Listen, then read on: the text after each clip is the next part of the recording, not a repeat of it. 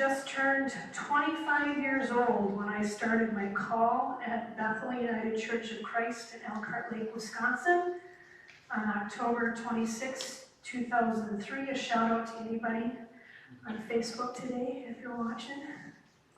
I conducted my first funeral on December 30th of the same year, and I was so nervous.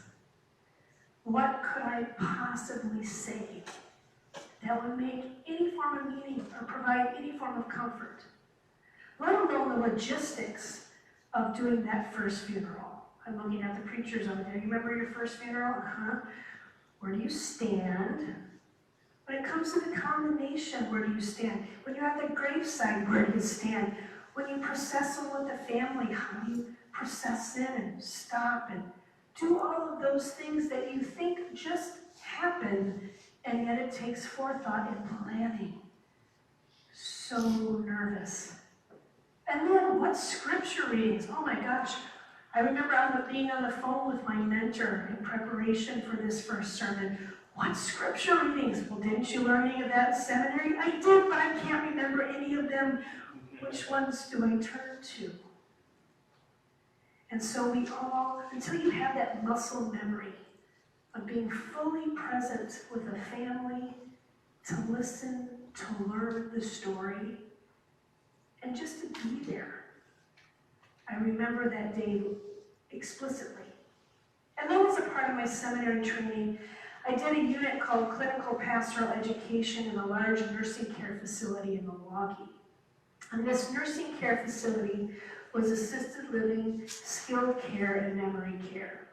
And during this intensive 12-week study, I focused a great deal on how to talk about and be present with those who are deaf, in the midst of death and dying, knowing that in ministry within congregations, I would have the honor and privilege of walking with families and walking with many of you in that time.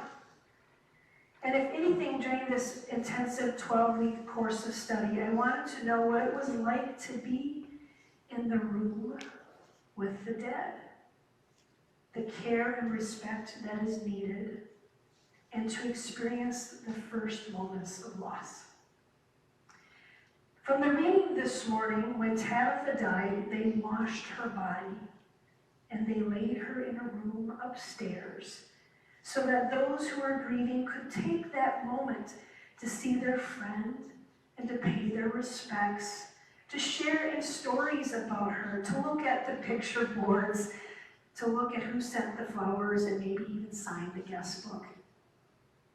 Those who gathered around her body needed to be with each other in that moment of common loss, to look at her tunics and her cloths, those things that she made, and tell the story and how her story impacted all of them. We are a part of Tabitha's visitation today. We are a part of a deeply personal story of one woman treasured by her community.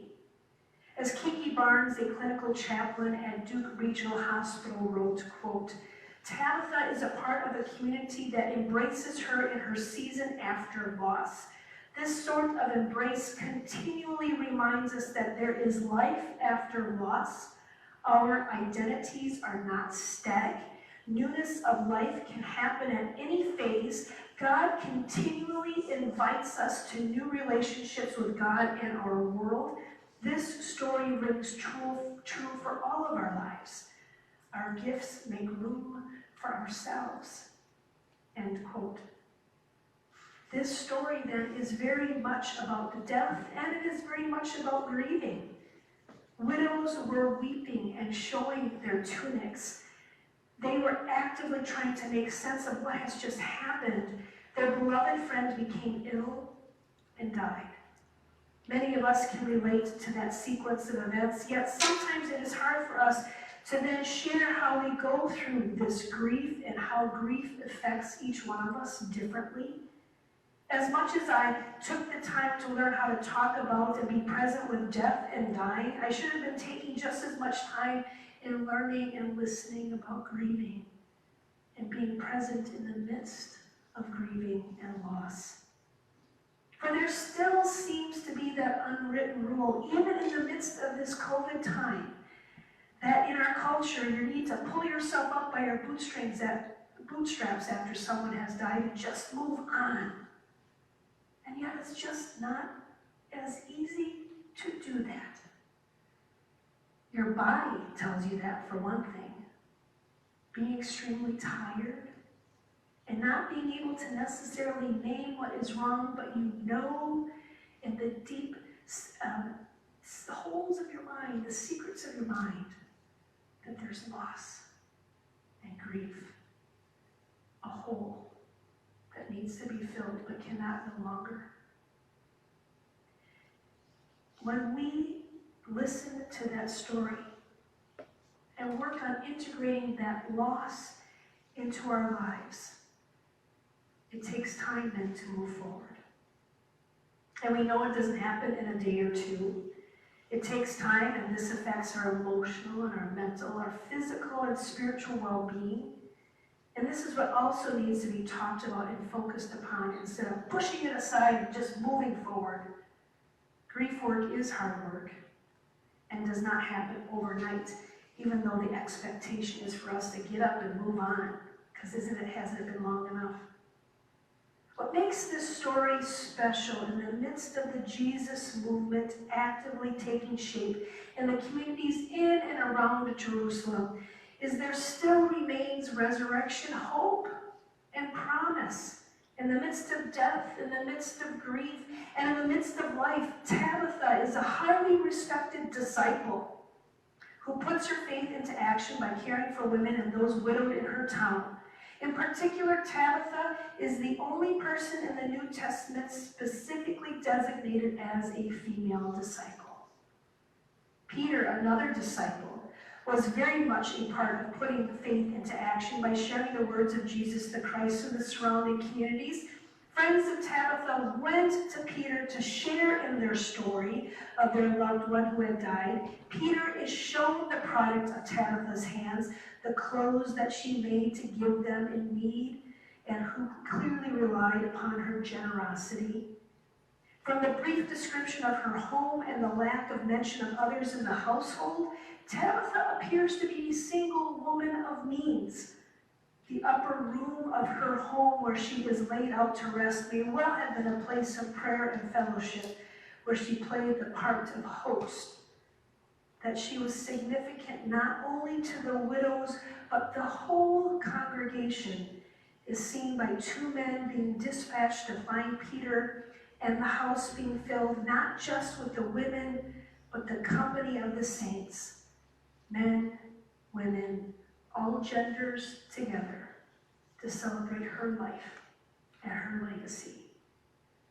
This is a story of a much loved and much needed woman experiencing firsthand the resurrection power of Jesus.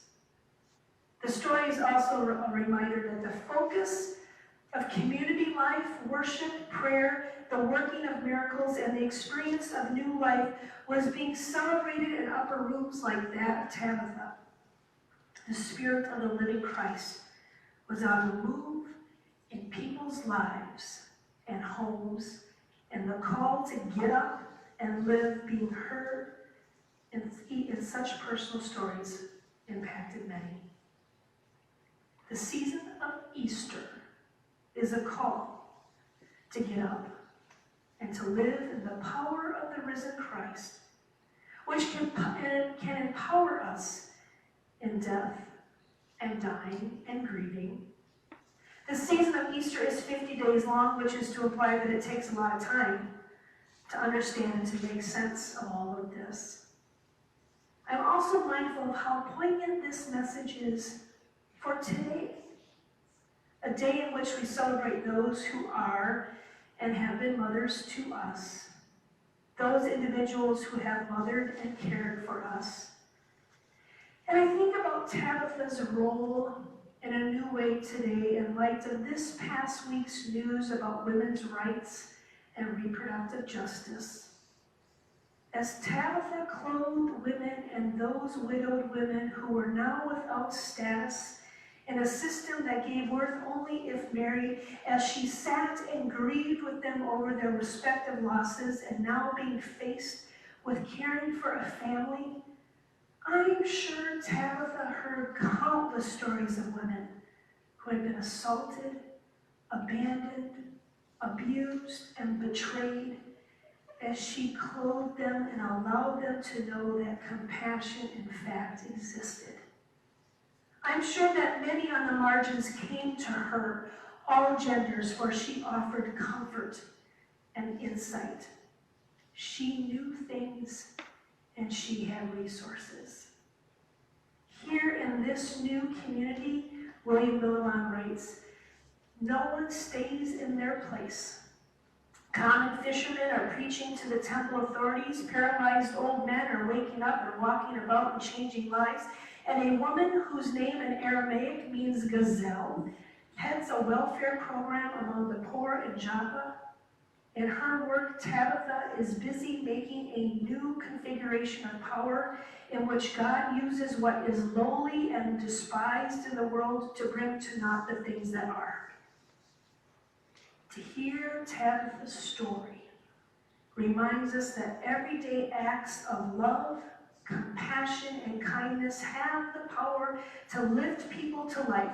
We will continue to hear stories of war, violence, injustice, death, and dying, and we will continue to hear about the Tabithas of the world, everyday individuals like you and me who inspire, help, and support each other in the communities we live to lift people to life, to offer respect and care, to offer choices and resources available that provide healthy outcomes, to be present in dying and death and grief, and to walk alongside much like God does to us, much like Jesus did with his disciples, and much like Peter did with Tabitha and her friends.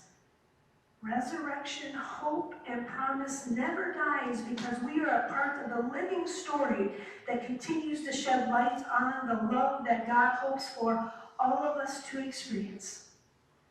We are continually being showed that we are needed, writes Kiki Barnes, and we are a part of something greater than ourselves. Being with the dead and walking with the living is a hard aspect of discipleship, at least one that is never explicitly named. However, in our moments of greatest need, there is a great deal of power in holding someone's hand, in giving someone a hug, in crying and sharing in their story, and standing alongside and simply being silent, and sharing a common loss. For it reminds us that we are never alone, for the face of Christ is in each interaction, and that is what makes the season of Easter and our faith so much powerful and inspiring. We know that there is something more to experience. God calls us to rise up, to live, and to serve.